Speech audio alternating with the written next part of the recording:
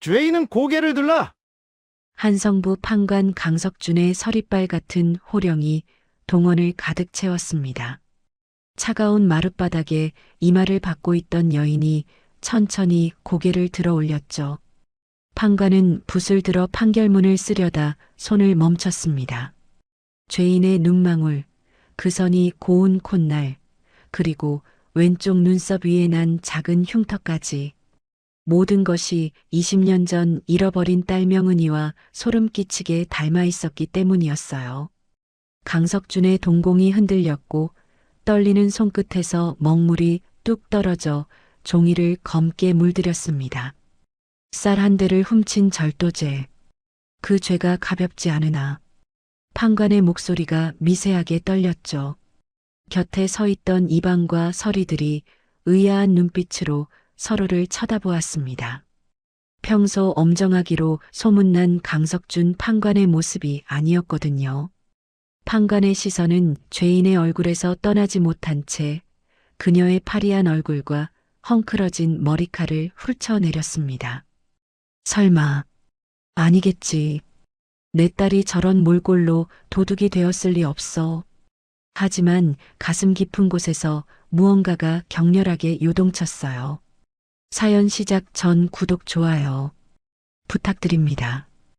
혹시 영상 어디서 보고 계신지 댓글 달아주시면 반갑게 인사드리겠습니다. 그럼 시작하겠습니다. 사건은 사흘 전으로 거슬러 올라갑니다. 혹독한 추위가 기승을 부리던 그 겨울, 연희는 석북동 개천가 다 쓰러져가는 움막에서 신음하는 아들을 품에 안고 있었어요. 동이의 작은 몸뚱이는 불덩이처럼 뜨거웠고 거친 숨소리가 좁은 움막 안을 가득 채웠습니다. 엄마, 배고파. 아이의 가늘고 떨리는 목소리가 연희의 가슴을 후벼 팠죠. 젖은 진작에 말라버렸고 쌀독은 바닥을 드러낸 지 오래였습니다. 삭바느질로 모은 돈은 약값으로 다 썼지만 아이의 열은 떨어질 기미가 보이지 않았어요. 연희는 거친 손으로 아이의 이마를 쓰다듬으며 피눈물을 흘렸습니다. 이 여인의 삶은 원래 이렇게 비참하지 않았어요. 연희, 아니 그녀의 본명은 강명은이었습니다. 20년 전 정월 대보름날 어린 명은이는 한순간에 가족과 헤어졌죠. 묘양산 자비원 일주문 앞에서 정신을 차렸을 때 곁에는 아무도 없었습니다. 스님들이 그녀를 거두어 절에서 키웠지만 양반집 교수로 자랄 팔자는 이미 엇갈려 버렸어요. 15이 되던 해 명은이는 절을 나왔습니다. 세상 물정을 모르는 어린 여인에게 서울은 너무나 냉혹했죠. 이곳저곳을 떠돌던 그녀는 결국 몰락한 양반가의 첩으로 들어가게 되었습니다. 아니, 첩이라고 부르기도 민망한 처지였어요.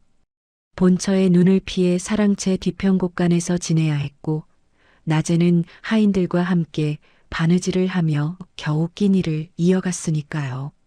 그렇게 몇 해를 견디던 중 아이가 생겼습니다. 그녀의 배가 불러오기 시작하자 본처의 투기는 극에 달했죠. 만삭의 몸을 이끌고 한겨울밤에 쫓겨났을 때 연희는 갈 곳이 없었습니다. 눈발이 날리는 거리를 헤매다 겨우 찾아낸 곳이 성북동 개천가에 버려진 움막이었어요. 거적대기로 겨우 바람을 막은 그곳에서 연희는 홀로 아이를 낳았습니다. 산파도 없이 뜨거운 물 한 동이 없이 그렇게 태어난 아이가 동이었죠. 천하게 불러야 오래 산다는 속설에 따라 개똥이라고도 불렀지만 연희에게 그 아이는 세상 그 무엇보다 소중한 존재였습니다. 아비 없이 자란 탓에 또래보다 몸집이 작았지만 연희는 삭바느질과 빨래로 번 돈으로 아이를 겨우겨우 키워냈어요. 하지만 이번 겨울은 달랐습니다. 유난히 추운 날씨가 계속되면서 일감이 끊겼고 동이는 역병에 걸렸죠. 의원을 불렀지만 약값이 터무니없이 비쌌습니다. 연희는 가진 것을 다 팔았어요. 입고 있던 누비 적삼도 어릴 때 신었던 꽃신 한 짝만 빼고 간직하고 있던 모든 것을 내다 팔았죠. 그래도 약값에는 턱없이 모자랐습니다. 동희야, 조금만 참거라.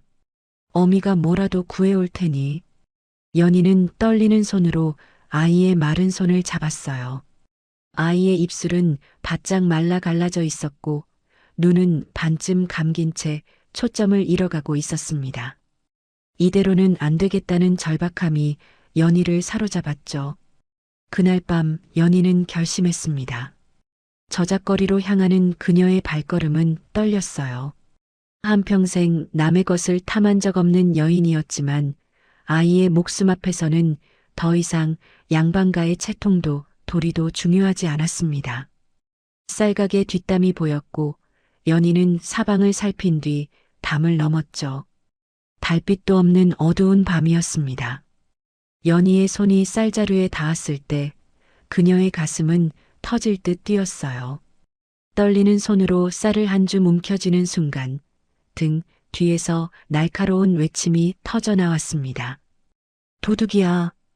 쌀가게 주인이 몽둥이를 들고 달려왔고 순식간에 포졸들이 몰려들었죠. 연희는 쌀자루를 놓지 않으려 발버둥 쳤습니다. 포졸들이 그녀의 팔을 비틀어 잡았지만 연희는 악을 쓰며 쌀을 놓지 않았어요. 제발, 제 아이가 죽습니다. 쌀 한 줌만, 제발 쌀 한 줌만 주십시오. 그녀의 절규가 밤하늘에 울려 퍼졌습니다. 하지만 법은 냉정했죠. 포졸들은 연희의 손에서 쌀자루를 빼앗고 그녀를 포박했습니다. 끌려가는 연희의 두 눈에서 눈물이 줄줄 흘러내렸어요. 동희야, 어미가 미안하다. 이 광경을 지켜보던 나장 박달수는 가슴이 먹먹해졌습니다. 10여 년간 한성부에서 일하며 수많은 죄인을 봐왔지만 이렇게 처절한 모습은 처음이었어요. 박달수는 연희를 관하로 데려가는 동안 그녀의 사정을 들었습니다. 병든 아이, 텅 빈 쌀독, 끊긴 일감. 모든 것이 그녀를 범죄로 내몬 절박한 이유들이었죠. 관아에 도착하자 박달수는 조서에 기록을 남겼습니다. 초범이며 병든 유아를 살리기 위한 생계형 범죄임. 정상 참작을 요함. 그의 붓끝이 종이 위를 천천히 움직였어요. 하지만 박달수도 알고 있었습니다. 아무리 딱한 사정이 있어도 절도는 절도였고 강석준 판관은 법에 엄격하기로 소문난 분이라는 것을요. 연희는 차가운 옥방에 갇혔습니다. 벽에 등을 기댄 채 무릎을 끌어안고 앉아있던 그녀의 귓가에 아이의 가느다란 목소리가 계속 맴돌았어요. 엄마, 배고파. 그 목소리가 이제는 영영 들을 수 없게 될까봐 연희는 두려웠습니다. 옥방의 작은 창틀 사이로 차가운 바람이 스며들었고 연희는 떨리는 입술을 깨물며 눈물을 삼켰죠. 사흘이 지났습니다. 그리고 연희는 한성부 동원으로 끌려나와 강석준 판관 앞에 서게 되었어요. 그녀는 고개를 숙인 채 판관의 호령을 기다렸습니다. 쌀 한 대를 훔친 죄, 그 죄값으로 곤장을 맞거나 유배를 가게 될 것을 각오했죠. 하지만 연희가 알지 못하는 것이 하나 있었습니다. 자신을 바라보고 있는 그 판관의 눈빛이 20년 전 잃어버린 딸을 찾는 아버지의 눈빛이라는 것을요. 그리고 그 판관의 떨리는 손끝이 단순히 죄인을 심판하는 떨림이 아니라 잃어버린 혈육을 마주한 아버지의 떨림이라는 것을 말입니다. 재판이 끝난 그날 밤 강석준은 잠을 이루지 못했습니다. 서재에 촛불을 켜고 앉아 연희의 조서를 다시 펼쳤죠. 박달수 나장이 꼼꼼하게 적어놓은 죄인의 신상 명세를 읽어내려가던 그의 눈이 한 줄에 멈춰 섰습니다. 출생불명, 20년 전 정월 대보름, 묘양산 자비원 일주문 앞에서 발견됨. 강석준의 손이 사시나무 떨듯 떨렸어요. 붓을 쥔 손에서 힘이 빠져나가며 붓대가 바닥에 떨어졌습니다. 20년 전 정월 대보름. 그날은 강석준이 평생 잊을 수 없는, 아니 잊고 싶어도 잊을 수 없는 날이었죠. 3살배기 딸 명은이를 잃어버린 바로 그날이었습니다. 당시 강석준은 아직 판관이 아니었어요. 한성부의 말단 관리로 일하며 가족과 함께 소박하게 살고 있었죠. 정월 대보름 연등회를 보러 나갔던 그날, 사람들로 북적이는 거리에서 손을 놓친 것은 단 한순간이었습니다. 아내 한씨가 명은아 하고 부르며 허둥지둥 사람들 사이를 헤집고 다녔지만 아이는 온데간데 없이 사라져버렸어요. 관군을 동원해 닷새 밤낮을 찾아 헤맸지만 허사였습니다. 강석준은 그 일을 계기로 법에 더욱 엄격해졌죠. 세상의 악을 뿌리 뽑지 못하면 또 다른 누군가의 아이가 사라질 것이라는 강박에 사로잡혔고 그렇게 20년을 한치의 흐트러짐 없이 법을 집행해 왔습니다. 하지만 그 엄격함 이면에는 언제나 잃어버린 딸에 대한 그리움이 자리 잡고 있었어요. 강석준은 떨리는 손으로 조서를 다시 읽었습니다. 묘양산 자비원. 서울에서 멀리 떨어진 곳이었지만 당시 수소문 끝에 그곳까지 찾아갔던 기억이 났죠. 하지만 스님들은 그런 아이를 본 적이 없다고 했었습니다. 아니, 정확히는 정월 대보름 이후에 절 앞에 버려진 아이가 있기는 했지만 그 아이는 누더기를 입은 상놈의 자식으로만 보였다고 했어요. 강석준은 양반가의 규수답게 곱게 입혀보냈던 딸의 모습을 떠올리며 그 아이가 자신의 딸일 리 없다고 판단하고 발길을 돌렸던 겁니다. 설마 그때 그 아이가. 강석준은 벌떡 일어나 안채로 향했습니다. 한씨 부인은 아직 잠들지 않고 불공을 들이고 있었어요. 20년 동안 단 하루도 거르지 않고 딸의 무사를 빌어온 그녀였죠. 부인. 강석준의 다급한 목소리에 한씨 부인이 고개를 돌렸습니다. 남편의 창백한 얼굴을 본 그녀가 놀라 일어났어요. 여보, 무슨 일이요? 얼굴이 왜 그래요? 부인, 우리가 잃어버린 명은이가 신고 있었던 신발이 무엇이었소? 갑작스러운 질문에 한씨 부인의 눈가가 젖어들었습니다. 20년이 지났지만 그날의 기억은 너무나 선명했죠. 붉은 비단에 매화가 수놓인 꽃신이었습니다. 한씨 부인의 목소리가 떨렸어요. 그녀는 천천히 말을 이어갔습니다. 영감께서 명은이 새 돌 선물로 맞춰주신 세상에 하나뿐인 신발이었지요. 제가 직접 수를 놓았던. 말끝을 잇지 못하고 한씨 부인이 눈물을 닦아냈습니다. 강석준은 아내의 손을 꼭 잡았어요. 부인, 혹시 말이오. 명은이를 찾았을지도 모르오. 네, 무슨 말씀을. 한씨 부인이 남편의 팔을 붙잡았습니다. 강석준은 조서를 펼쳐 보이며 차근차근 설명했죠. 오늘 재판에서 본 여인의 얼굴이 명은이와 닮았다는 것, 왼쪽 눈썹 위에 흉터까지 똑같다는 것, 그리고 그 여인이 20년 전 정월 대보름에 자비원 앞에서 발견되었다는 기록까지. 한씨 부인은 떨리는 손으로 입을 막았습니다. 평생을 기다려온 기적이 눈앞에 펼쳐지는 듯 했어요. 여보, 그럼 지금 당장 가봐야지요. 아니요, 부인. 먼저 확실한 증거가 필요하오. 강석준은 아내를 진정시키며 말했습니다. 만약 그 여인이 명은이가 아니라면 헛된 희망은 두 사람 모두에게 독이 될 테니까요. 그는 새벽이 밝기 무섭게 관복도 갈아입지 않은 채 자비원으로 말을 달렸습니다. 묘양산으로 가는 길은 험했어요.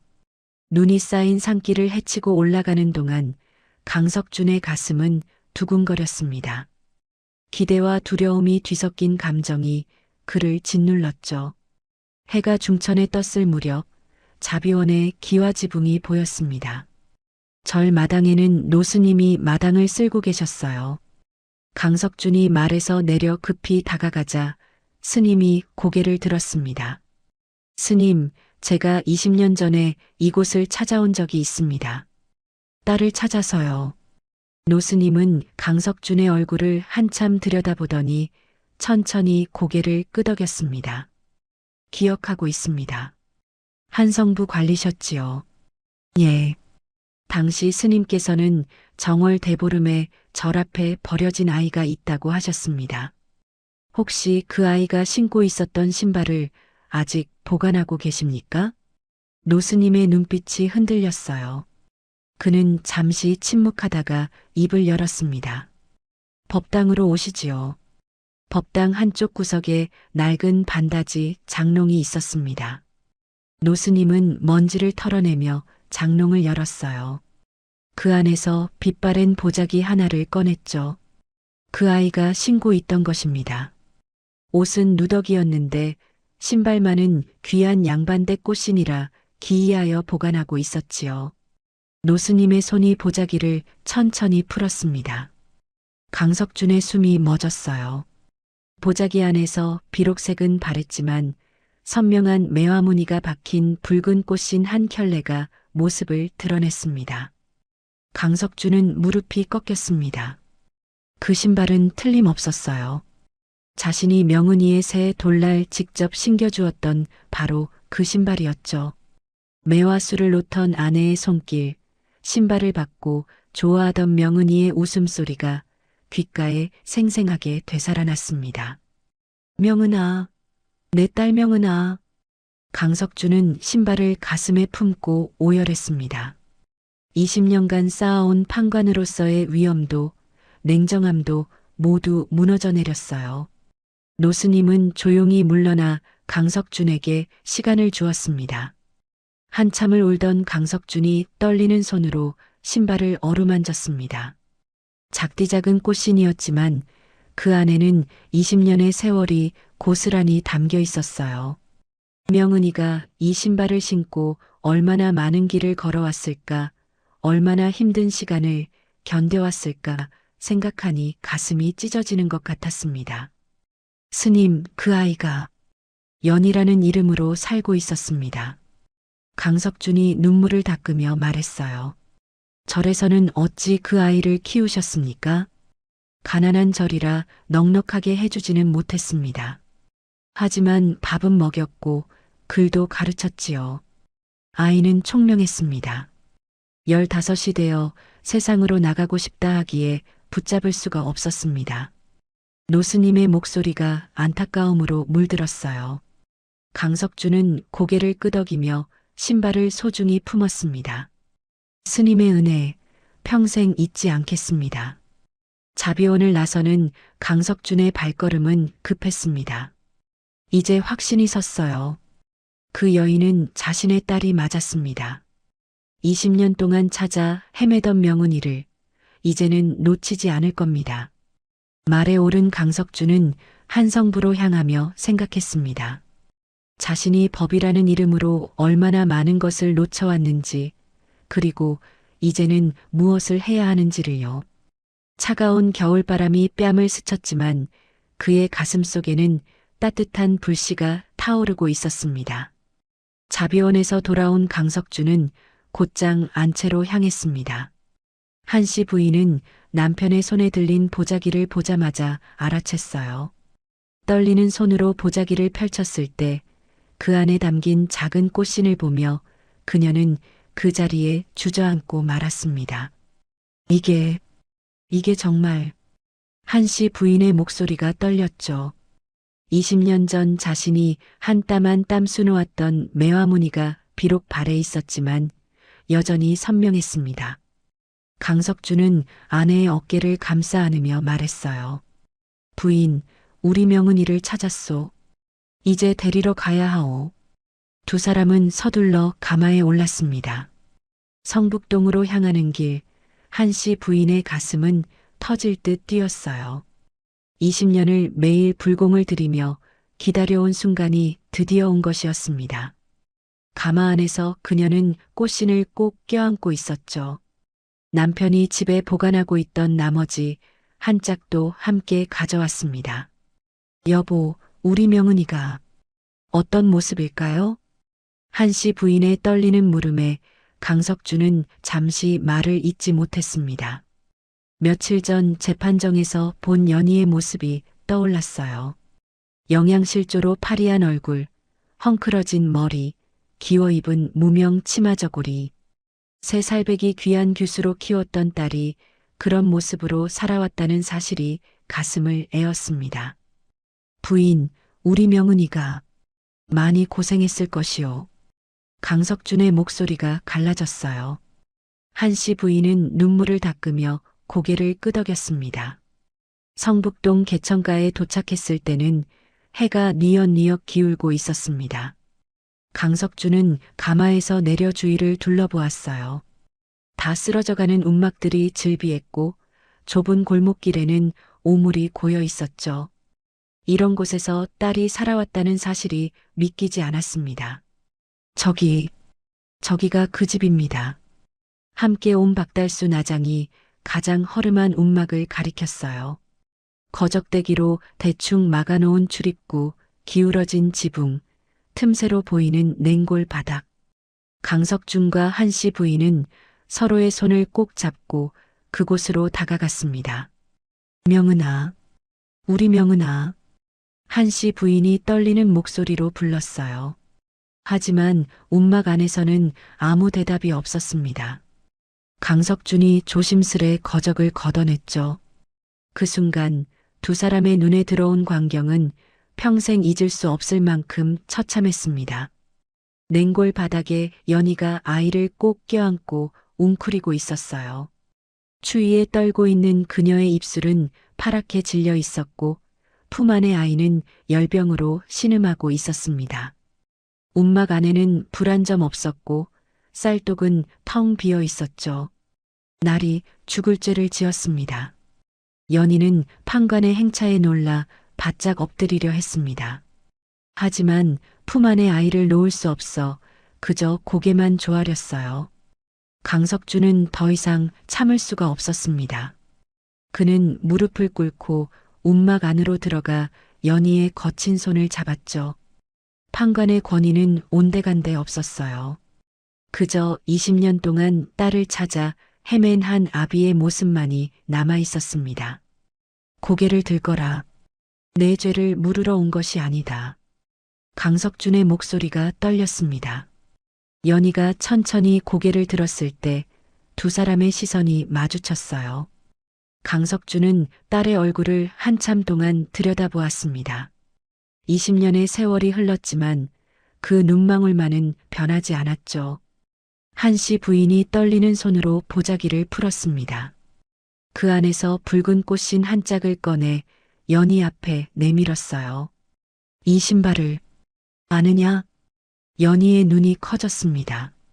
그 신발은 그녀가 평생 간직해온 유일한 기억이었어요. 자비원에서 나올 때 챙겨 나왔던 자신의 출생에 대한 유일한 단서였죠. 연희는 떨리는 손으로 품속 깊은 곳에서 낡은 주머니를 꺼냈습니다. 주머니 안에는 작디작은 꽃신 한 짝이 들어 있었어요. 세월이 흘러 더욱 빛이 바랬지만 매화무늬는 여전히 알아볼 수 있었습니다. 한씨 부인이 가져온 신발과 연희가 간직하고 있던 신발을 나란히 놓자 두 신발은 완벽한 한 켤레가 되었습니다. 이건 연희의 손이 떨렸어요. 그녀는 그 신발의 의미를 알고 있었습니다. 자비원 스님들이 말해주었죠. 자신이 양반집 아이였을 거라고, 언젠가 가족이 찾으러 올 거라고. 하지만 세월이 흐르면서 그 희망은 점점 희미해져 갔었습니다. 명은아. 한씨 부인의 떨리는 목소리가 움막 안을 채웠어요. 어미다. 우리가 너를 잃어버리고 20년을 지옥 속에 살았다. 그 순간 연희의 눈에서 눈물이 주르르 흘러내렸습니다. 억눌러왔던 모든 감정이 한꺼번에 터져나왔죠. 그녀는 떨리는 입술로 물었어요. 어머니, 정말 제 어머니이십니까? 그렇다 명은아. 너는 우리 딸이다. 우리가 평생 동안 찾아 헤맨 우리의 소중한 딸이란다. 한씨 부인이 연희를 끌어안았습니다. 강석준도 두 사람을 감싸 안으며 목 놓아 울었어요. 움막 안은 세 사람의 울음소리로 가득 찼습니다. 밖에서 지켜보던 박달수 나장도 눈시울을 붉혔습니다. 호기심에 몰려든 동네 안악들도 코끝이 찡해져 눈물을 닦아냈어요. 20년 만에 가족을 찾은 기적 같은 순간이었죠. 한참을 울던 연희가 품 안의 아이를 보며 말했습니다. 어머니, 아버지, 이 아이가 제 아들입니다. 한씨 부인이 아이를 안아들었어요. 열병으로 뜨거워진 작은 몸뚱이를 느끼며 그녀는 다시 눈물을 흘렸습니다. 우리 손주로구나. 걱정하지 마라. 이제 우리가 있다. 강석준은 즉시 박달수에게 지시했습니다. 당장 최고의 의원을 불러라. 그리고 따뜻한 이불과 음식을 준비하라. 예, 나리. 박달수가 급히 달려나갔어요. 강석준은 연희의 손을 꼭 잡으며 말했습니다. 명은아, 이제 집으로 가자. 내가 있어야 할 곳으로. 연희는 꿈을 꾸는 것만 같았어요. 며칠 전만 해도 도둑으로 잡혀와 곤장을 맞을 줄 알았는데 이제는 부모님을 찾았고 따뜻한 집으로 갈 수 있다니. 그녀는 고개를 끄덕이며 눈물을 닦았습니다. 아버지, 어머니, 감사합니다. 고맙기는. 우리가 미안하지. 너를 지켜주지 못해서 그동안 고생하게 해서. 강석준의 목소리가 다시 떨렸어요. 한씨 부인은 연희의 헝클어진 머리를 쓰다듬으며 말했습니다. 이제 다 괜찮단다. 우리가 함께 할 테니까. 그날 저녁 움막에 따뜻한 불이 지펴졌습니다. 의원이 와서 동희를 치료했고 안악들이 가져온 따뜻한 죽을 아이에게 먹였어요. 연희는 부모님 곁에 앉아 그동안의 이야기를 조금씩 풀어놓았습니다. 자비원에서의 생활, 서울로 올라온 이야기, 동희를 낳고 키운 일들. 강석준과 한씨 부인은 딸의 이야기를 들으며 계속 눈물을 흘렸어요. 자신들이 편안히 살아온 동안 딸은 이렇게 힘들게 살아왔구나. 그 죄책감과 안타까움이 가슴을 짓눌렀습니다. 하지만 이제는 달랐어요. 이제는 함께였습니다. 20년간 헤어져 있던 가족이 다시 만났고 이제 다시는 놓지 않을 것이었죠. 움막 밖으로 차가운 겨울바람이 불어왔지만 그 안은 그 어느 때보다 따뜻했습니다. 사흘 후 연희와 손자 동희는 강석준의 기와집으로 들어왔습니다. 대문을 들어서는 순간 연희는 숨이 멎는 것 같았어요. 넓은 마당에 정갈하게 놓인 장독대, 처마 끝에서 바람에 흔들리는 풍경 소리, 따뜻한 온기가 새어나오는 온돌방. 20년 전 잃어버렸던 모든 것이 눈앞에 펼쳐졌습니다. 명은아, 이제 내 방이란다. 한씨 부인이 연희의 손을 잡고 안채로 안내했어요. 방문을 열자 깨끗한 이불이 포근하게 깔려 있었고 옷장에는 정갈한 치마 저고리들이 준비되어 있었죠. 연희는 그 앞에 서서 한참을 말없이 바라보았습니다. 움막의 냉골 바닥에서 잠들던 날들이 꿈만 같았어요. 어머니, 이게 정말 제 것입니까? 연희의 떨리는 물음에 한씨 부인이 딸을 끌어안았습니다. 그럼 당연하지. 내가 원래 있어야 할 자리란다. 그날부터 연희의 삶은 완전히 달라졌어요. 매일 아침 따뜻한 밥상이 차려졌고 동희는 의원의 치료로 얼굴에 혈색이 돌기 시작했습니다. 열병으로 앙상했던 아이의 뺨이 통통해지는 것을 보며 연희는 매일 눈물을 흘렸죠. 감사의 눈물이었습니다. 한씨 부인은 손주를 끔찍이 아꼈어요. 동희를 안고 마당을 거닐며 자장가를 불러주었고 밤이면 곁에 누워 옛날 이야기를 들려주었습니다. 강석준도 퇴청하고 돌아오면 제일 먼저 손주를 찾았어요. 우리 동희, 오늘은 밥 잘 먹었느냐? 예, 할아버지. 세 그릇이나 먹었어요. 아이의 맑은 웃음소리가 사랑방에 울려 퍼졌습니다. 강석주는 무릎에 손주를 앉히고 천자문을 가르치기 시작했어요. 동이는 총명했습니다. 할아버지가 가르쳐주는 글자를 금방 외웠죠. 이놈이 영특하구나. 우리 명은이를 닮았어. 강석준이 손주의 머리를 쓰다듬으며 웃었어요. 20년 만에 되찾은 가족과 함께하는 시간은 꿈처럼 행복했습니다. 하지만 연희는 온전히 행복할 수만은 없었어요. 매일 저녁 아버지가 한성부에서 돌아올 때면 그의 얼굴에서 피곤함을 읽을 수 있었습니다. 어느 날 저녁 강석준이 서재에서 판결문을 정리하고 있을 때 연희가 조심스레 문을 두드렸죠. 아버지, 들어가도 되겠습니까? 그래, 명은아. 들어오너라. 연희는 차를 들고 들어가 아버지 앞에 놓았습니다. 강석준이 차를 마시는 동안 연희는 책상 위에 놓인 판결문들을 보았어요. 절도죄로 곤장 30대, 도박죄로 유배형. 하나같이 무거운 형벌들이었죠. 아버지. 연희가 입을 열었습니다. 강석준이 고개를 들어 딸을 바라보았어요. 오늘도 많은 죄인들을 다스리셨습니까? 그렇다. 법은 엄정해야 하느니라. 강석준의 대답은 단호했습니다.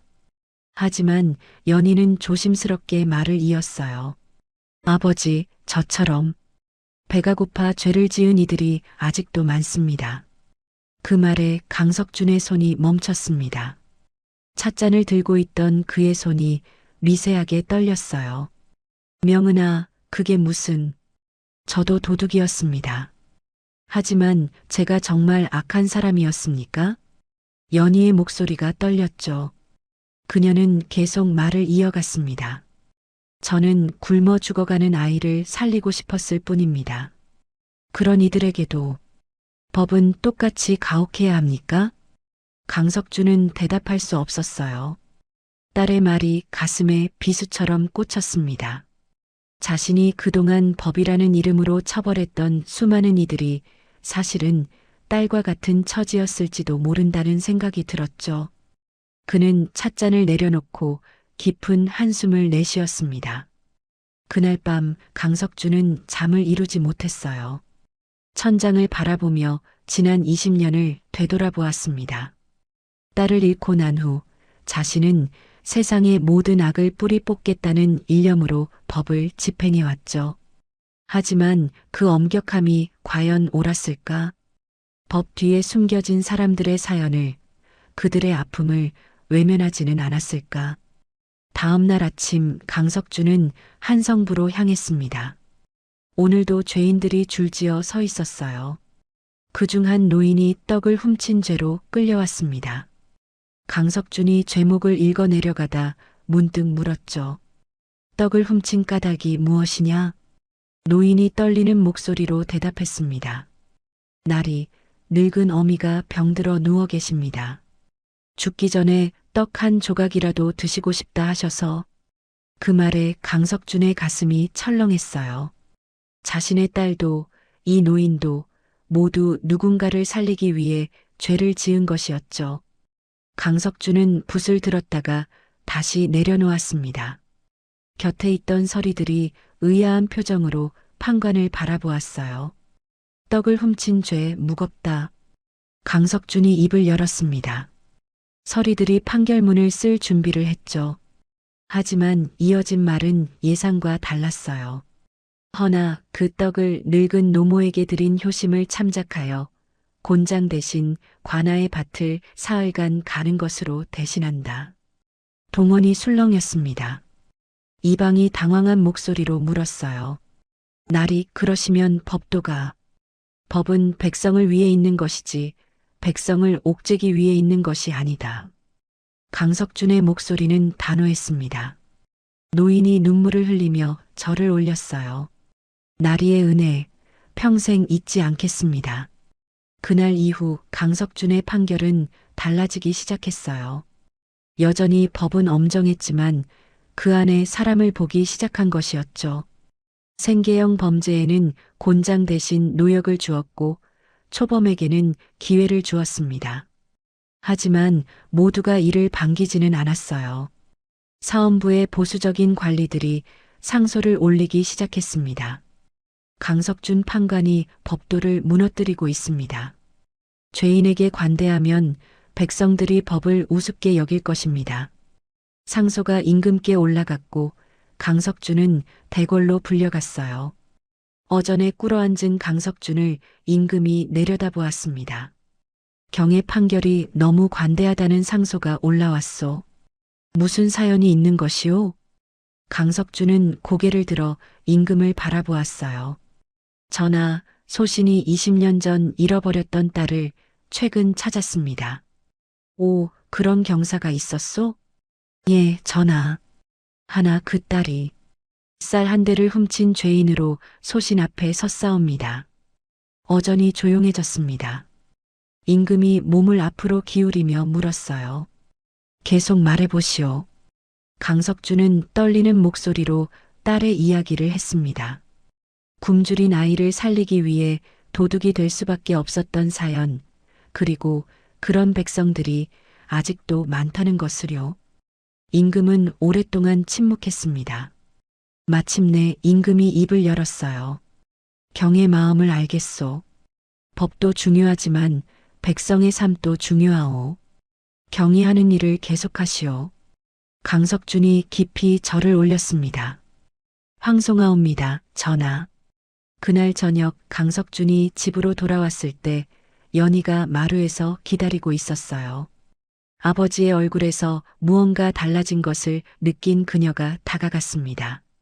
아버지, 무슨 좋은 일이 있으셨습니까? 강석준은 딸의 손을 잡으며 미소 지었어요. 명은아, 내가 나를 깨우쳐 주었구나. 법만 보다가 사람을 잊고 살았다. 연희의 눈에 눈물이 고였습니다. 아버지가 그리고 이 세상이 조금씩 변하고 있었어요. 강석준은 그날 밤 서재에 홀로 앉아 붓을 들었습니다. 촛불이 흔들리는 가운데 그는 임금께 올릴 상소문을 쓰기 시작했어요. 한자 한자 정성을 다해 적어 내려가는 그의 손끝에는 20년간의 후회와 새로 찾은 딸을 통해 깨달은 진실이 담겨 있었죠. 소신의 딸이 겪은 고초는 이 나라 백성 모두의 고초이옵니다. 먹물이 종이 위에 스며들며 글자를 만들어냈어요. 강석준은 잠시 붓을 멈추고 창밖을 바라보았습니다. 어둠 속에서도 가난한 백성들의 움막에서는 불빛 하나 없이 추위에 떨고 있을 사람들이 있겠죠. 그는 다시 붓을 들어 글을 이어갔습니다. 굶주림으로 인한 범죄는 개인의 죄이기도 하나 나라에도 책임이 있사옵니다. 백성이 배를 골치 않는다면 어찌 도둑질을 하겠사옵니까?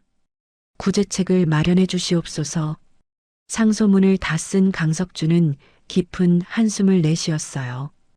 이 상소가 받아들여질지 아니면 오히려 자신의 관직을 위태롭게 할지 알 수 없었습니다. 하지만 더 이상 외면할 수 없었죠. 자신의 딸이 겪었던 고통을 다른 백성들이 겪지 않게 하는 것, 그것이 판관으로서 그리고 아비로서 해야 할 일이었습니다.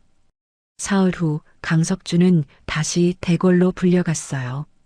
어전에 나아가 절을 올리는 그의 가슴은 두근거렸습니다.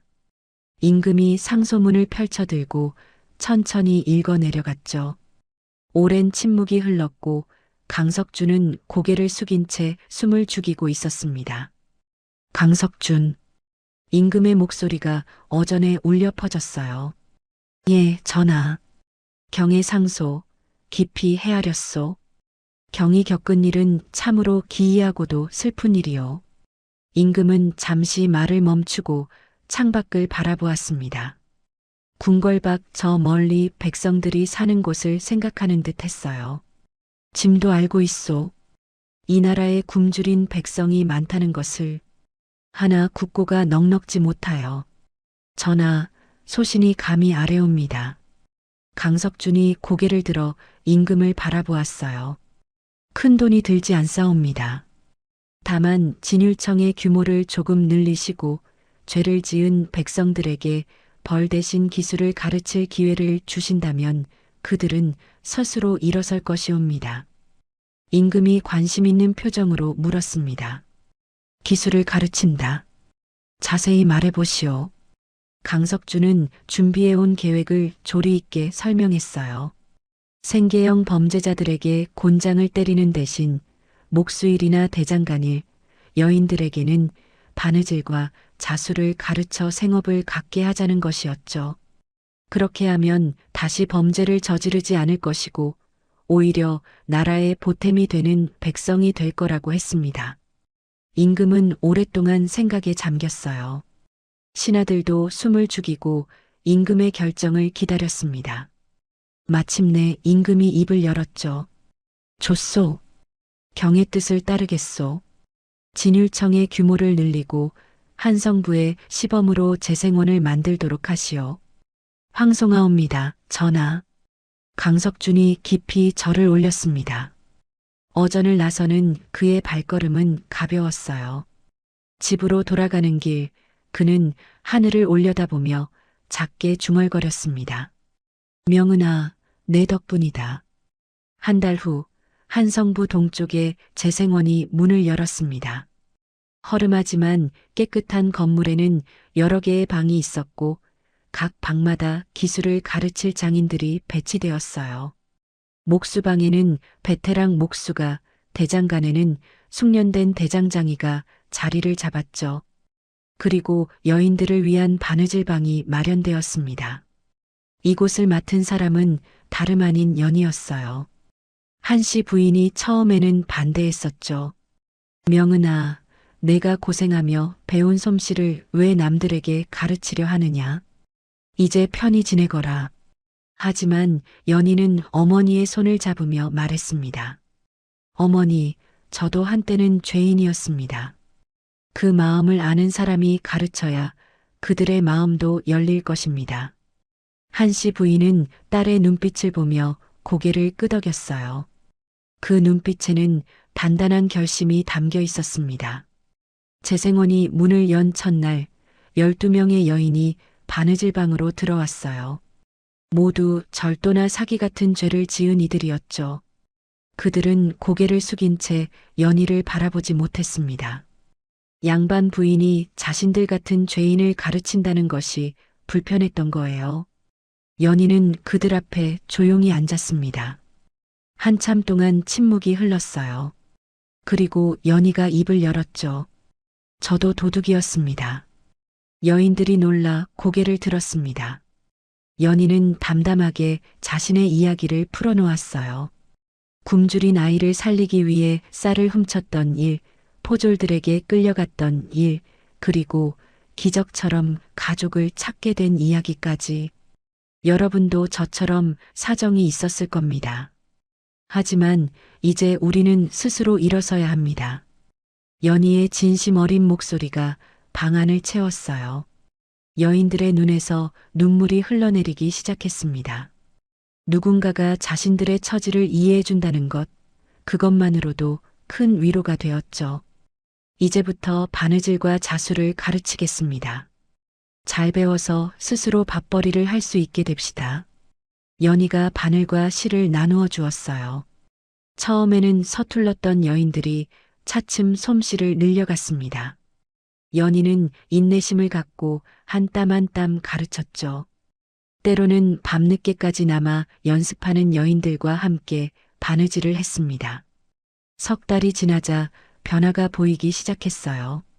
여인들이 만든 주머니와 보자기가 시장에 나가 팔리기 시작했죠. 처음으로 정직하게 번 돈을 손에 쥔 여인들은 눈물을 흘렸습니다. 나으리, 이게 정말 제가 번 돈입니까? 한 여인이 떨리는 손으로 동전 몇 잎을 들고 연희에게 물었어요. 연희는 고개를 끄덕이며 미소 지었습니다. 그렇습니다. 당신이 흘린 땀으로 번 돈입니다. 여인은 그 자리에 주저앉아 울었어요. 평생 도둑질로 살아왔던 자신이 이제는 정직하게 돈을 벌 수 있다는 것이 믿기지 않았던 겁니다. 재생원의 소문은 점점 퍼져나갔습니다. 한성부뿐 아니라 다른 고을에서도 이런 제도를 본받고 싶다는 문의가 들어왔어요. 강석주는 뿌듯했습니다. 딸 하나를 찾은 것이 이렇게 많은 백성을 구하는 일로 이어질 줄 누가 알았겠어요. 어느 봄날 박달수 나장이 한 통의 편지를 들고 강석준을 찾아왔습니다. 날이 이 편지를 받으셨습니다. 강석준이 편지를 펼쳐보니 낯익은 필체였어요. 예전에 자신이 풀어준 생계형 절도범이 보낸 편지였죠. 그는 떡을 훔쳤다가 밭을 가는 벌을 받았던 노인이었습니다.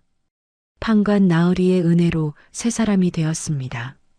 그때 나리께서 주신 기회로 마음을 고쳐먹고 열심히 일했습니다.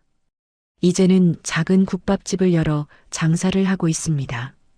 지나시는 길에 꼭 들러주십시오. 따뜻한 국밥 한 그릇 대접하고 싶습니다. 강석주는 편지를 읽으며 미소 지었어요. 곁에 서 있던 박달수도 흐뭇한 표정을 지었죠. 나리의 판결이 한 사람의 인생을 바꿨습니다. 아니네, 박나장. 내가 한 것이 아니라 그 사람이 스스로 일어선 것이네. 강석준이 편지를 소중히 접어 품에 넣었습니다. 그날 저녁 그는 연희에게 그 편지를 보여주었어요. 연희도 편지를 읽으며 눈시울이 붉어졌습니다. 아버지, 정말 다행입니다. 명은아, 이 모든 것이 내 덕분이다.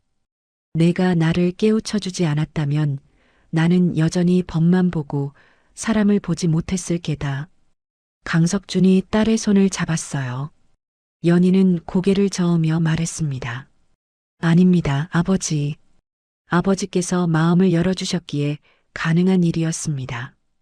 두 사람은 마당에 나란히 서서 저녁 노을을 바라보았습니다. 재생원에서는 여인들이 만든 보자기가 바람에 펄럭이고 있었고 저 멀리 한성부 거리에서는 새로운 삶을 시작한 사람들이 땀 흘리며 일하고 있었어요. 법이 사람을 벌주기만 하는 것이 아니라 사람을 일으켜 세울 수도 있다는 것. 강석준과 연희는 그것을 증명해내고 있었습니다. 그리고 그 변화는 이제 막 시작에 불과했죠. 재생원이 자리를 잡아가던 어느 날 한성부에 큰 소동이 일어났습니다. 포졸들이 흉악범 일당을 잡아들인 것이었어요. 그들은 전문적으로 어린아이들을 납치해 노비로 팔아넘기는 채생꾼들이었죠. 오랫동안 한성과 그 인근을 떠돌며 수십 명의 아이들을 유괴해온 무리였습니다. 동원 마당에 끌려온 죄인들은 모두 6명이었어요. 두목으로 보이는 사내는 얼굴에 흉터가 있었고 눈빛이 음흉했습니다. 강석준이 자리에 앉아 이방이 죄목을 읽어내려갔죠. 인신매매죄로 무고한 아이들을 약취유인하여 팔아넘긴 죄, 그 수가 헤아릴 수 없이 많으니 극형에 처해야 마땅하옵니다. 강석준의 얼굴이 굳어졌어요. 자식을 둔 부모라면 누구나 치를 떨 만한 범죄였습니다.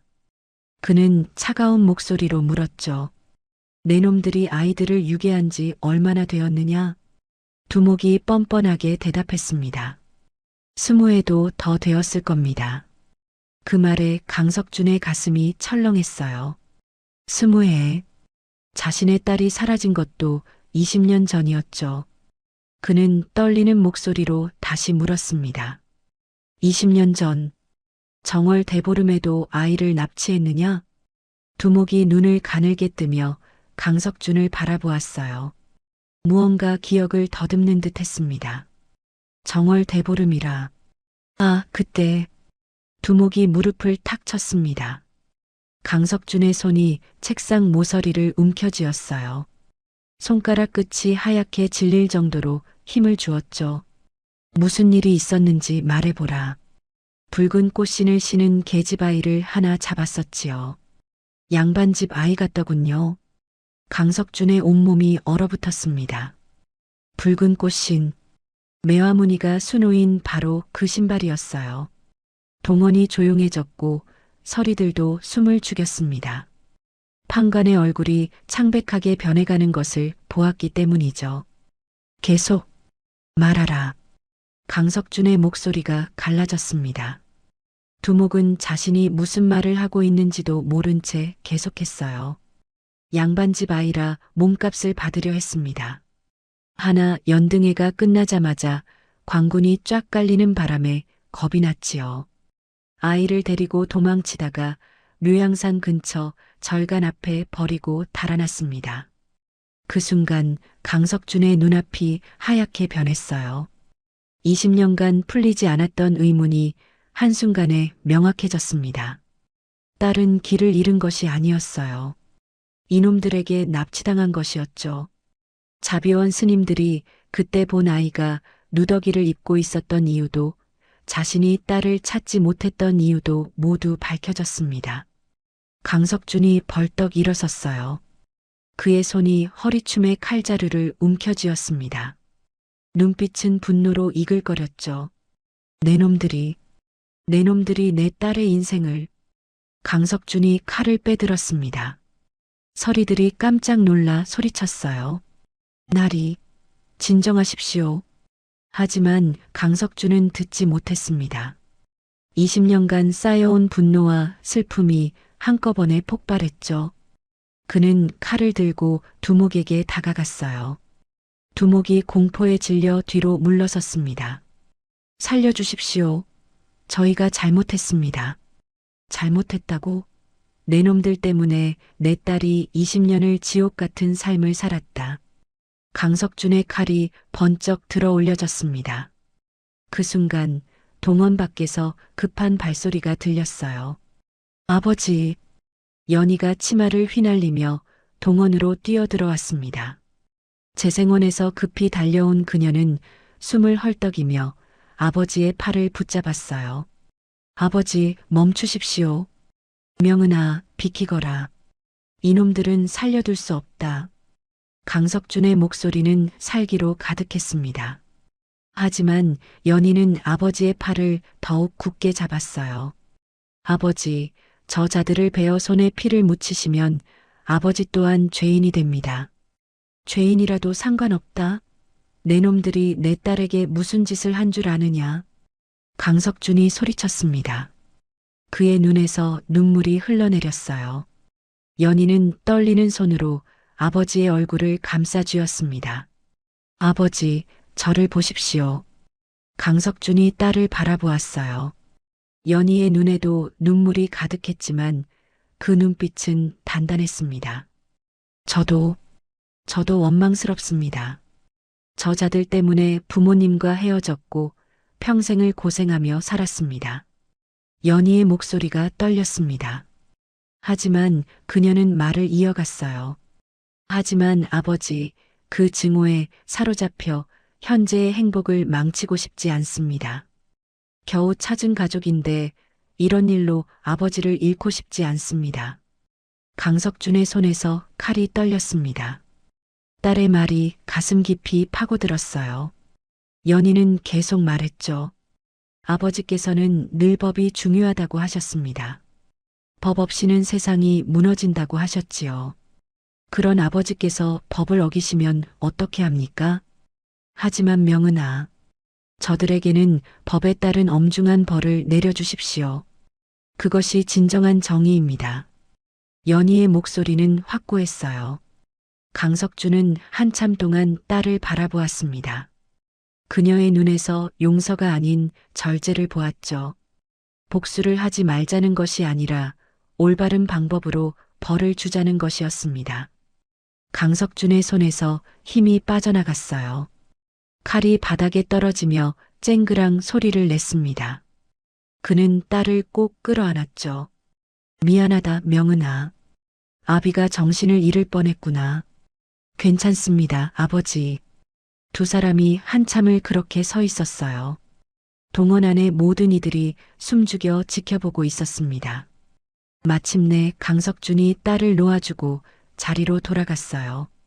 그는 떨리는 손으로 붓을 들었습니다. 죄인들은 고개를 들라. 강석준의 목소리에는 이제 감정이 사라지고 판관으로서의 냉정함만 남아 있었어요.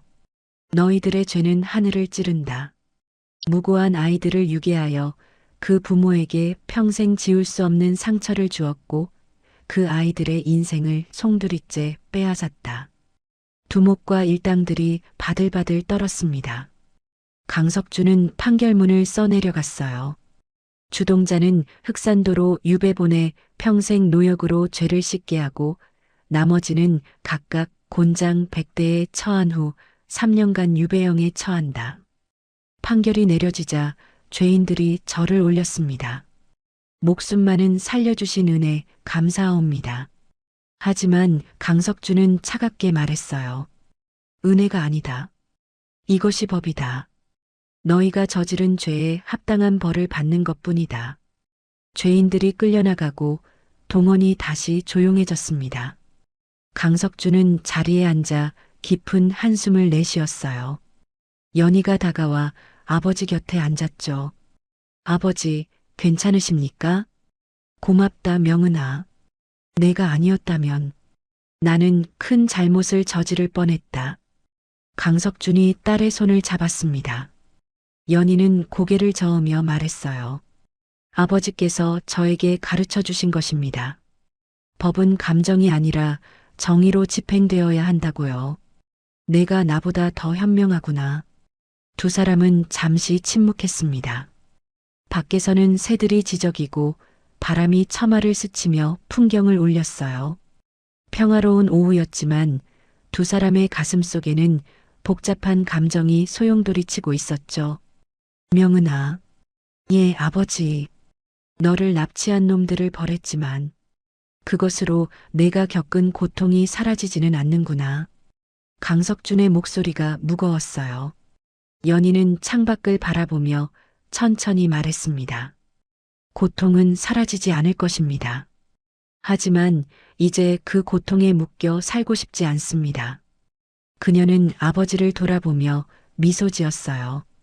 아버지와 어머니를 만났고 동희는 건강해졌습니다. 재생원에서 가르치는 일도 보람 있습니다. 과거의 아픔보다 현재의 행복이 더 큽니다. 강석준의 눈시울이 붉어졌습니다. 그동안의 고난을 겪고도 이렇게 담담하게 말할 수 있는 딸이 자랑스러웠어요. 내가 이렇게 훌륭하게 자라준 것이 아비로서 정말 다행이다. 그건 아버지와 어머니 덕분입니다.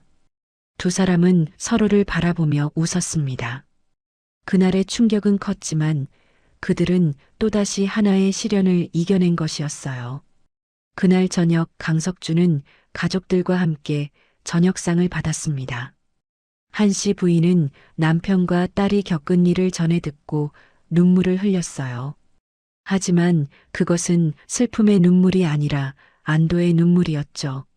잘했다, 명은아. 내 아버지를 지켜주어서 고맙구나. 한씨 부인이 딸의 손을 꼭 잡았습니다. 동희가 할아버지 무릎에 앉아 천진하게 물었어요. 할아버지, 오늘 나쁜 사람들을 혼내주셨어요? 강석준이 손주의 머리를 쓰다듬으며 대답했습니다. 그렇단다, 동희야.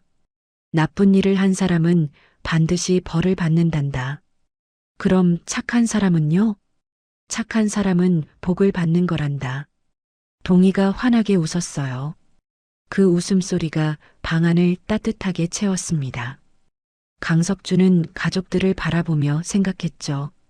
비록 과거는 아팠지만 현재는 행복하다고. 그리고 그 행복을 지켜나가는 것이 자신의 사명이라고요. 5년이 흘렀습니다.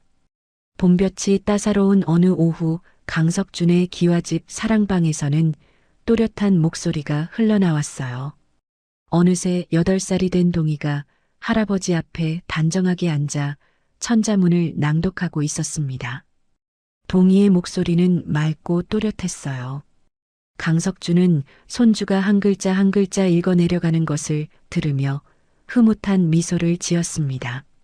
아이는 또래보다 총명했고 배우기를 좋아했죠. 예전 움막에서 열병으로 신음하던 그 앙상한 아이의 모습은 어디에도 없었어요. 이제는 건강하게 살이 오른 뺨에 생기가 가득했고 눈빛은 호기심으로 반짝였습니다. 잘했다, 동희야. 강석준이 손주의 머리를 쓰다듬었어요. 동희가 환하게 웃으며 고개를 들었습니다. 할아버지, 다음 편도 읽어드릴까요? 그래, 그러거라. 하지만 너무 무리하지는 말고. 동희가 다시 책에 시선을 내리깔며 글을 읽어나갔습니다. 강석준은 마당 너머를 바라보았어요.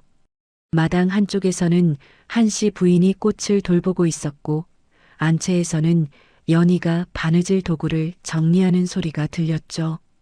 평범하지만 소중한 일상이었습니다. 5년 전 흑산도로 유배 보낸 채생꾼들의 일은 이제 아득한 과거가 되었어요. 강석준은 그 일을 계기로 더욱 백성을 생각하는 판관이 되었습니다. 재생원은 성공적으로 자리를 잡았고 이제는 한성부뿐 아니라 다른 고을에도 비슷한 제도가 생겨났죠. 법은 여전히 엄정했지만 그 안에는 사람을 향한 따뜻함이 깃들어 있었습니다. 연희는 재생원에서 여인들을 가르치는 일을 계속했어요. 처음 시작했을 때의 12명은 이제 모두 독립해서 생업을 꾸려가고 있었습니다. 어떤 이는 작은 바느질방을 열었고 어떤 이는 부유한 양반집의 친모가 되었죠. 그들은 연희를 은인으로 여기며 명절이 되면 찾아와 안부를 전했습니다. 하지만 연희에게는 또 다른 일이 있었어요. 바로 자비원을 정기적으로 찾아가는 것이었죠. 매달 보름이 되면 연희는 쌀과 옷가지를 가득 실은 수레를 끌고 묘양산으로 향했습니다. 자신을 거두어준 자비원에 대한 감사였고 동시에 그곳에서 자라는 아이들에게 희망을 주고 싶었던 거예요. 오늘도 연희는 자비원을 찾았습니다. 절 마당에는 10명 남짓한 아이들이 뛰어놀고 있었어요. 연희의 모습을 본 아이들이 환호성을 지르며 달려왔죠. 나으리, 나으리께서 오셨어요. 아이들이 연희의 치마폭을 잡고 매달렸습니다. 연희는 아이들을 하나하나 쓰다듬으며 웃었어요. 그 모습을 지켜보던 노스님이 다가왔습니다. 5년 전보다 더 나이가 들었지만 여전히 온화한 미소를 띠고 계셨죠. 또 오셨구려, 명은 보살. 스님, 그동안 안녕하셨습니까? 연희가 공손히 절을 올렸습니다. 노스님이 수레에 실린 짐들을 보며 고개를 저었어요. 매번 이렇게 많은 것을 가져오시니 송구스럽기만 하오. 아닙니다, 스님. 스님께서 저를 거두어 주지 않으셨다면 오늘의 제가 없습니다. 연희의 목소리에는 진심이 담겨 있었습니다. 노스님은 잠시 아이들을 바라보다가 말했어요. 이 아이들도 언젠가 보살처럼 훌륭하게 자라겠지요. 그럴 겁니다. 제가 그랬던 것처럼요. 연희는 아이들을 모아놓고 이야기를 들려주었어요. 자신이 겪었던 일들, 가족을 잃고 찾기까지의 여정, 그리고 희망을 잃지 않았기에 지금의 행복을 찾을 수 있었다는 것을요. 아이들은 숨죽여 연희의 이야기를 들었습니다. 여러분, 희망을 버리지 마세요. 연희가 아이들을 한 명씩 바라보며 말했어요. 가장 추운 겨울에도 매화는 핍니다. 여러분도 지금은 힘들지 몰라도 반드시 꽃을 피울 날이 올 거예요.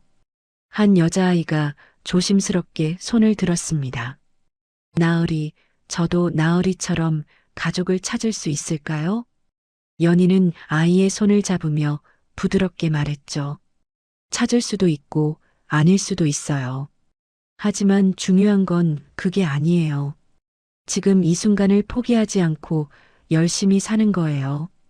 그러면 언젠가 행복이 찾아올 겁니다. 아이가 고개를 끄덕였습니다. 연희는 아이들에게 가져온 떡을 나누어 주고 새 옷을 입혀 주었어요. 아이들의 웃음소리가 절 마당을 가득 채웠습니다. 연희는 그 모습을 보며 생각했죠. 자신이 받은 은혜를 이렇게 나누는 것이 의미 있는 삶이라고. 해가 기울 무렵 연희는 자비원을 떠나 집으로 돌아왔습니다. 대문을 들어서니 동희가 마당에서 할아버지와 함께 활쏘기 연습을 하고 있었어요. 아이의 작은 손에 쥐어진 작은 활이 귀여웠죠. 어머니, 다녀오셨어요? 동희가 연희를 보자 달려왔습니다. 연희는 아들을 안아 올리며 이마에 입을 맞췄어요. 그래, 잘 있었니? 예. 할아버지랑 활도 쏘고 할머니랑 꽃도 심었어요. 동희가 신이 나서 말했습니다. 강석준이 다가오며 말했어요. 명은아, 오늘도 다녀왔구나. 예, 아버지. 아이들이 건강하게 잘 자라고 있었습니다. 그래, 내가 그 아이들에게 큰 힘이 될 게다. 그날 저녁 온 가족이 둘러앉아 저녁을 먹었습니다. 한씨 부인이 정성껏 차린 밥상에는 따뜻한 음식들이 가득했어요. 동희가 숟가락을 들며 말했죠. 할머니, 오늘 반찬 정말 맛있어요. 그래, 우리 동희가 잘 먹어주니 할미가 기쁘구나. 한씨 부인이 손주의 머리를 쓰다듬었습니다. 밥상 위에는 웃음이 넘쳤고 따뜻한 대화가 오갔어요.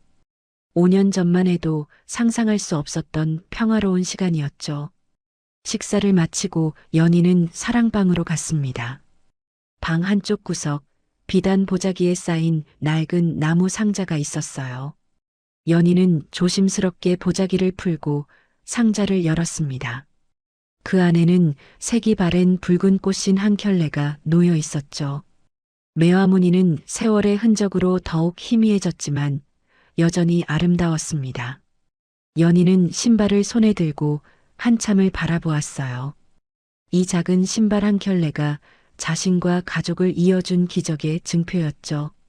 20년간 헤어졌던 부모와 딸을, 법과 사랑을, 절망과 희망을 이어준 매개체였습니다. 강석준이 사랑방으로 들어왔어요. 딸이 꽃신을 들고 있는 모습을 보며 그도 옆에 앉았습니다. 명은아, 그 신발을 볼 때마다 생각나는구나. 내가 도둑으로 내 앞에 섰던 그날이. 저도요, 아버지. 그때는 정말 무서웠습니다. 이제는 우리 집안의 가부가 되었구나. 강석준이 신발을 어루만지며 말했어요. 연희도 고개를 끄덕였습니다. 이 신발은 후손들에게 전해질 겁니다. 그리고 이야기해 줄 거예요. 가장 어두운 순간에도 희망을 잃지 않으면 기적이 일어난다고요. 두 사람은 한동안 말없이 신발을 바라보았습니다. 밖에서는 동희가 할머니와 함께 달을 보며 노래하는 소리가 들려왔어요. 평범하지만 소중한 일상의 소리였죠. 연희는 신발을 다시 상자에 넣고 보자기로 정성스럽게 감쌌습니다. 그리고 제자리에 모셔두었어요. 과거의 아픔을 기억하되 그것에 묶여 살지 않겠다는 다짐이었습니다. 마당으로 나온 연희는 밤하늘을 올려다보았습니다. 별들이 총총히 빛나고 있었어요. 5년 전 움막에서 올려다보던 그 하늘과 같은 하늘이었지만 이제는 완전히 다른 의미로 다가왔습니다. 절망의 하늘이 아니라 희망의 하늘이었죠. 한씨 부인이 연희의 어깨에 손을 얹었습니다. 명은아, 무슨 생각을 하고 있니? 별을 보고 있었어요, 어머니. 예쁘구나. 예, 정말 예쁩니다. 모녀는 나란히 서서 밤하늘을 바라보았어요. 강석준도 나와 가족들과 함께 섰고 동희는 할아버지 손을 잡고 있었습니다. 네 사람의 그림자가 달빛 아래 길게 드리워졌죠. 시간이 흘러 동희가 자라면 이 이야기를 들려줄 것입니다. 할머니가 어떻게 할아버지를 만났는지, 어머니가 얼마나 힘든 시간을 견뎌냈는지, 그리고 그 모든 시련이 결국 가족을 더욱 단단하게 만들었다는 것을요. 쌀 한 줌을 훔쳤던 죄인에서 수많은 이들에게 희망을 주는 여인이 된 연희의 이야기. 법만 보던 판관에서 사람을 보는 판관이 된 강석준의 이야기. 그리고 20년간 헤어져 있던 가족이 다시 만나 행복을 찾은 이야기. 이 모든 것이 작은 꽃신 한 켤레에서 시작되었습니다. 매화무늬가 수놓인 붉은 꽃신, 그것은 이제 단순한 신발이 아니었어요. 절망 속에서도 피어나는 희망의 상징이었고 가족의 사랑을 증명하는 증표였으며 모든 것을 잃어도 다시 일어설 수 있다는 증거였습니다. 때로는 가장 아픈 시련이 우리를 가장 빛나는 곳으로 인도하기도 합니다. 연희와 강석준 가족이 바로 그것을 증명했죠. 추운 겨울을 견뎌낸 매화가 봄에 가장 아름답게 피어나듯이 그들도 고난을 이겨내고 더욱 단단하고 따뜻한 가족이 되었습니다. 밤이 깊어갔고 한 가족은 각자의 방으로 돌아갔어요. 연희는 잠자리에 들기 전 마지막으로 창밖을 바라보았습니다. 저 멀리 성북동 쪽 하늘이 보였죠. 예전에 살던 움막이 있던 곳이었습니다. 이제는 그곳도 재생원 사람들이 지은 집들로 채워져 있었어요. 연희는 조용히 미소 지었습니다. 과거는 아팠지만 그 아픔이 현재의 행복을 더욱 소중하게 만들었으니까요. 그리고 내일도 모레도 계속해서 더 많은 사람들에게 희망을 나누어 주리라 다짐했습니다. 사랑방에 놓인 꽃씨는 조용히 빛을 머금고 있었습니다. 세월이 흘러도 변하지 않을 가족의 사랑과 절대 포기하지 않았던